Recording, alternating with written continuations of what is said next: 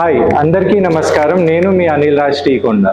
మనందరికీ ప్రాబ్లమ్స్ అనేది ఉంటుంది. అయితే చాలా వరకు ప్రాబ్లమ్స్ అంటే ఫైనాన్షియల్ ప్రాబ్లమ్స్ అని ఉంటారు. కానీ ఈ ఫైనాన్షియల్ ప్రాబ్లమ్స్ అనేది ఎలా వచ్చిందని మనకి ఎలా తెలియాలి? బేసికలీ అందరికీ ఫైనాన్షియల్ ప్రాబ్లం అనేది ఒక్కటే కనపడుతుంది. కానీ ఆ ప్రాబ్లం అనేది మనకి ఫిజికల్గా వస్తున్నాయా, మెంటల్గా వస్తుందా, స్పిరిచువల్గా వస్తుందా, ఎమోషనల్గా వస్తుందా నీకు ఎలా తెలియాలి? మన ప్రాబ్లమ్స్ని ఇన్ఫ్లుయెన్స్ చేసే 4 జోన్స్ అనేది mental, physical, emotional and spiritual. అయితే ఈ 4 జోన్స్లో మనం సక్సెస్ అనేది కావాలి.